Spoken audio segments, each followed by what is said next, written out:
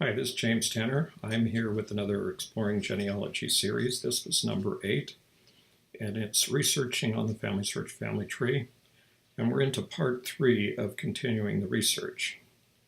Now, the idea here is that I am looking at one of my ancestors in the FamilySearch family tree and discussing how and why I would do some research, and then exploring all of the options. And the advantage of this is that as I am looking at these people on the family tree, I am showing from my perspective how you would approach various kinds of difficulties and issues that may be involved with the entries that we see on the FamilySearch family tree. First of all, we have a short review. The ancestor that I'm considering was Alexander Bragg, and I can click over here to view my relationship, and we can see from the pedigree line that he is a direct line ancestor, and that the connection between him and the line down is Sarah Bragg, and then down to William Rey. So we will look at this ancestor, and as I examined it, I noticed that he was married in Swansea, Bristol, Massachusetts. That's Bristol County. And I was checking each of the children, and we see that some are born in, have different dates. Obviously not substantiated with an about, and Massachusetts.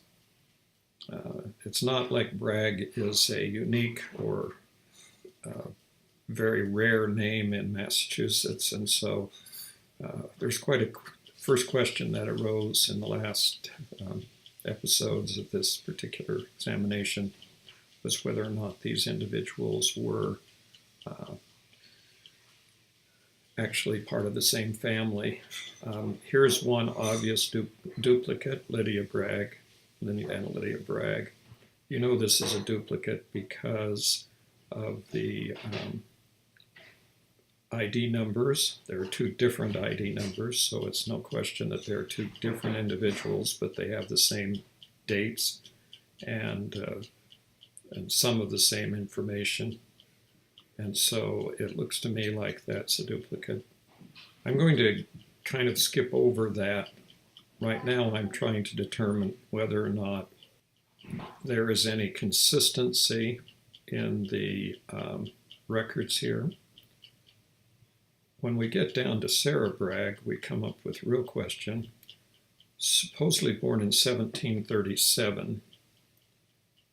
When we look at that date and do a quick calculation, we find that the mother was born in supposedly 1696.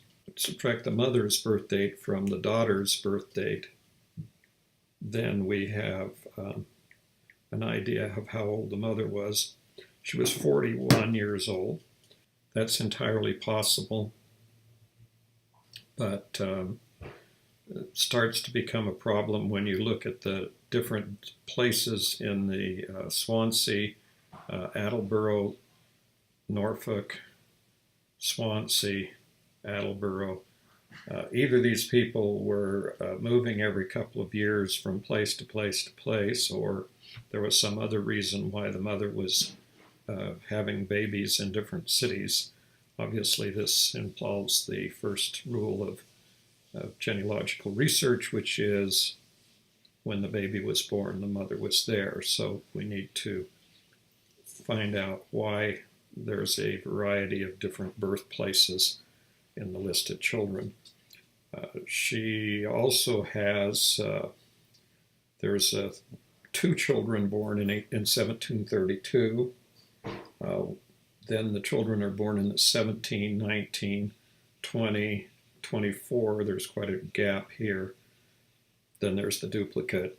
then we have another gap of 4 years, and then we have 2, and then another 2, and then 2 children born in the same, apparently the same year, another 2 years, and then we're up to 3 years. All of the gaps seem to be about the same except for the duplicates and the children born in the same year. So there's some work that needs to be done at this level, but the question, of course, is about Sarah Bragg. We see here that she has an about birth date, and she also has a death date that shows that she supposedly died in a place named Span, Johnson County, Georgia. Not a real problem given the date of 1813, but it is a problem from the standpoint of having to directly ascertain the reason or what happened in Sarah Bragg's life that she died at that kind of remote location from Massachusetts, especially during this time period when it was very, very difficult to travel north and south along the eastern coast of the United States. So we're going to go back a generation from Alexander Bragg, and we're going to go directly back to Sarah Bragg, showing her as a child in the family, and start looking at her sources and the sources and the dates of her children and their birth dates and death dates. First of all, her husband is listed as Benjamin Zelatus Rey, and he is born in Wrentham, Norfolk, Massachusetts, possible. Died in Wrentham, Massachusetts, 1787. And we have all the children. They're all born, but they're all, let's see where these children die. The last child born dies in Vermont, deceased, obviously, after 1780. And then we're looking at another born, dies in Wrentham. Another one dies in Vermont and Massachusetts, and so forth. So the question is, Sarah Bragg dies in 1813, and her children are still alive. In fact, one of them dies the same year, but most, except the ones we don't know, have a couple that do not have death dates. But there's another one that dies before she dies, and another one that we don't know. Most of these children were still alive. The question we have is, why is she leaving her children who are still dying in Massachusetts and New York? Perhaps some have no information at all, or even in Vermont. And how did she get to Georgia, and why would she be going to Georgia if her children were all still living in the northeast part of the United States? So these are the kind of things that you need to think about when you look at the records to see if they make any sense. They may start to make sense once you get sources, but in this case, we need to make sure that the information is consistent. So the next step in this process is to look at the sources. So we'll take a check here and look at these sources. We have a marriage record here, and we might as well click the button and view all the details of all the sources, because I'm going to look down through the sources, and I'll just shut them as I look at them to make sure I'm looking at each one. And this is a FamilySearch record, so if I click on that, that should bring up a record. It shows her Benjamin Hall, Vent, marrying someone in Wrentham. The spouse's name is Sarah Bragg, and the event date is 1759, and so we have a marriage date with Benjamin Hall. That was an easy one because this one happened in the last video that we were doing, and I'll go back and show how that worked. The record that we have here shows she married Benjamin Rey, or Sarah married Benjamin Rey in 1759. She married a John Hall, the third of Norton, in 1789.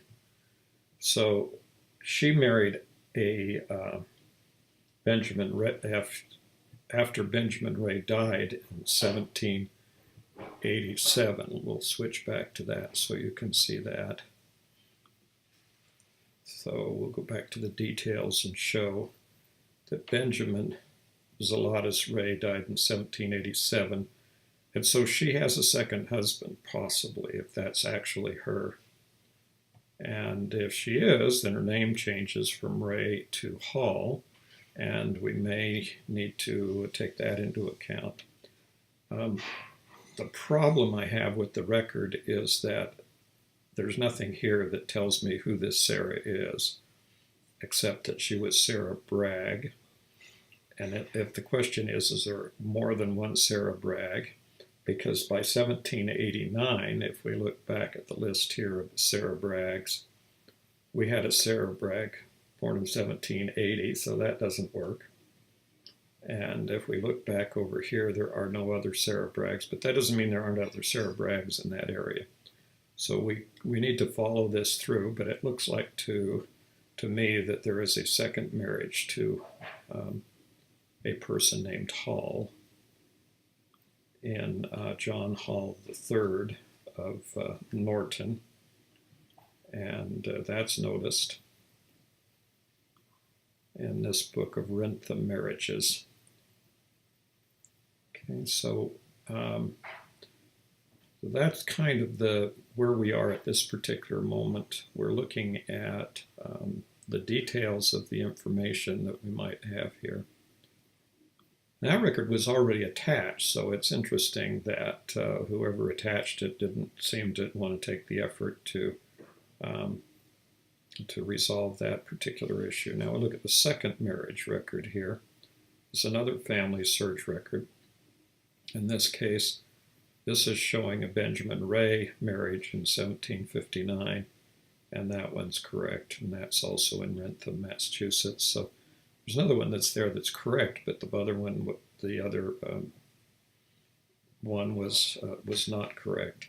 There's even a third marriage record, which all appear to be exactly the same record with the same book. So they're all duplicates here, duplicate records. So get rid of a few tabs here, and then we'll go shut this one down. Now, when we get to these birth and christening records, what we see is that we have Sarah in entry 4, which means that Sarah Bragg is now Sarah Rey because she's married. It shows up on this birth record, and if we look at the birth record for Nancy Rey, we see the husband's name is Benjamin Rey, the mother's name is Sarah, and she is born in 1783 in Wrentham, Norfolk. So the question is there a Nancy Rey in our list of details? And we get back here and we get down to Nancy Rey, 1783. And so we check that. Yes, we have Benjamin Rey and Sarah having a child in Wrentham, Norfolk, on the 8th of June, 1783. That's a christening date, by the way, not a birth date. So let's see what we look like on with Sarah Rey. We have an 8th of June, 1783 birth date. We have a 1783 birth date, 8th of June, and we have a christening date of 1783 of June, and it would appear to me that that's wrong for Nancy Rey, because her birth date and christening date would be unlikely to be the same date. Once again, that's another something else that we need to correct as we're going through the records here. So going back to the sources, so we'll take out that one for Nancy Rey. We have a William Rey, and he is born, and so forth. We can continue to do this for each one of the children. Then we have a town clerk and vital church records. Let's see what this one says and who this one refers to. This is Benjamin Rey, a marriage to Sarah Bragg in April 1759. So yet another marriage record. This is not unusual. All of these are actually different records from different locations. Get rid of a few more. And then we have Gilbert Rey, and we can continue this with each of the children. We'll have one for Ancestry, family trees, which is not really a source at all. It's simply someone else's family tree. Might be helpful if there's some information on that family tree, but normally I would not add that as a source. And then we have another town records source that we need to look at, and it's on Ancestry. So we'll open up Ancestry and we see that it's another marriage record, this one on Ancestry. We're working our way down through. Here's the Sons of the American Revolution membership application. Once again, that's in the same category as an Ancestry family tree. This is, unless there's information on that record that is sourced to some kind of an original record, it's really not a source in sense that we're going to rely upon for any information. Somebody who did some.